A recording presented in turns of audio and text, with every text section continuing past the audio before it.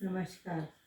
हमने पिछले एपिसोड में पढ़ा, ये अध्ययन किया था कि फिर गुलाम वंश का अंत हुआ।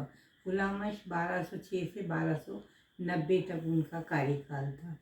उसके बारे में हम पढ़ चुके हैं। इसके बाद अब खिलजी वंश शुरू होता है। तो कैकुबाद के समय में जो फिरोज़ तुगलक था, वो फिरोज़ खिलजी था, वो काफ़ी बड़े पद पर आसीन हो गया था और उसने धीरे धीरे करके उसने सत्ता हासिल करने के लिए प्रयास किया और अंत में कैकुबाद की हत्या हो गई और फिरोज़ जलालुद्दीन खिलजी के नाम से गद्दी पर बैठा।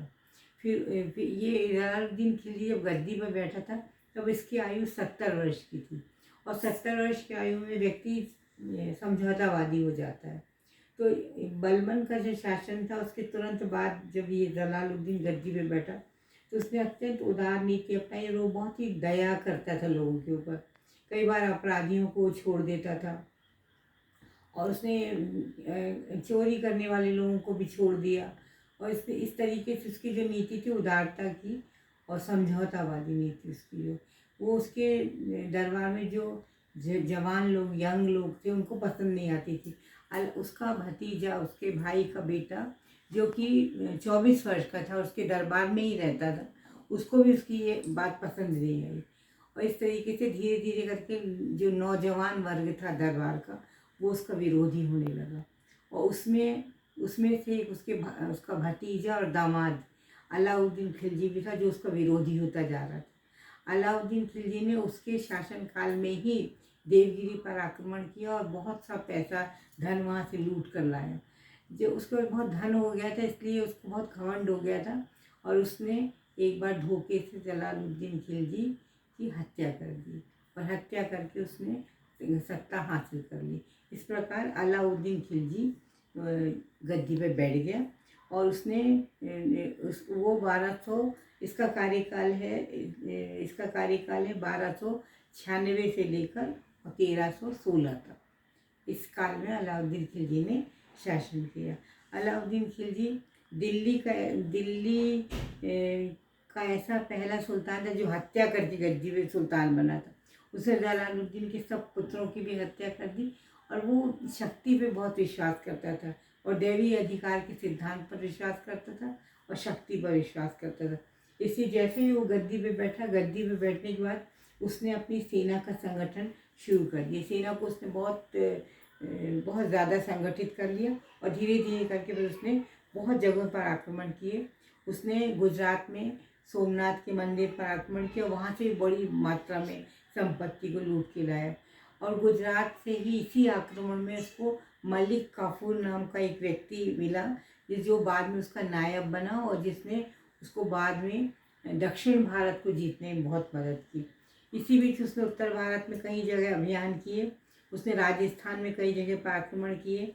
जैसे उसने 1303 में रणथंभौर, चित्तौड़, 1309 में सिवाना, जालौर, सब जगह आक्रमण की। चित्तौड़ का उसका आक्रमण ज़्यादा प्रसिद्ध है क्योंकि ऐसा कहा जाता है कि चित्तौड़ की रानी पद्मिनी की सुंदरता की चर्चा सुनकर वो वहाँ आक्रमण करने के लिए गया था और उसने वहाँ के राणा रतन सिंह को हरा दिया था, लेकिन बाद में रानी ने जौहर कर लिया और उसको किले में प्रवेश करने के बाद मतलब स्त्रियों की राख मिली और कुछ भी नहीं मिला उसको।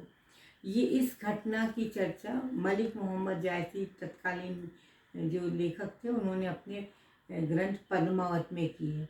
अब ये साहित्य तो थोड़ा कल्पना से ही प्रेरित होता है, इसलिए यही एक सोर्स है जिससे इस घटना का पता चलता है।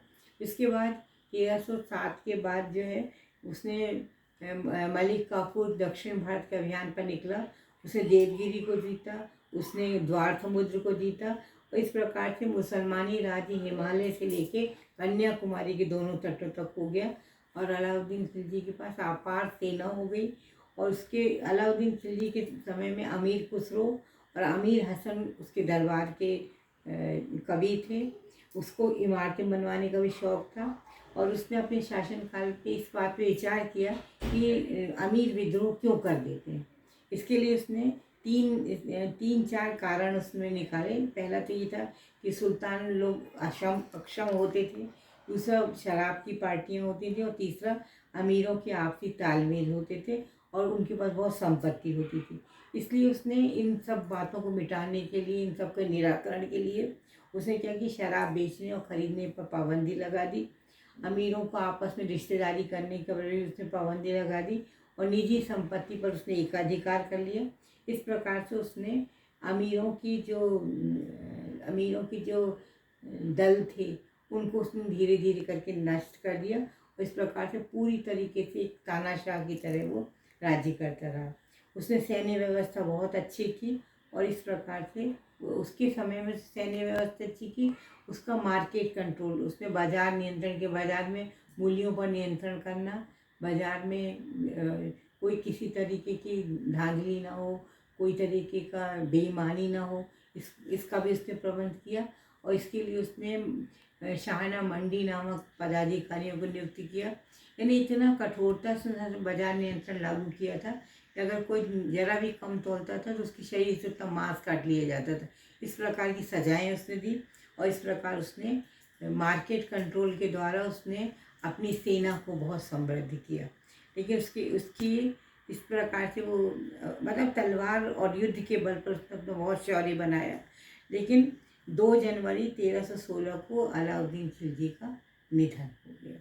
इस प्रकार इस जलालुद्दीन खिलजी और अलाउद्दीन खिलजी 2 ही इस वंश के नामी और योग्य शासक हुए। इसके बाद क्रमशः खिलजी वंश का पतन हो गया। अब हम तुगलक वंश के बारे में अगले एपिसोड में चर्चा करेंगे। धन्यवाद।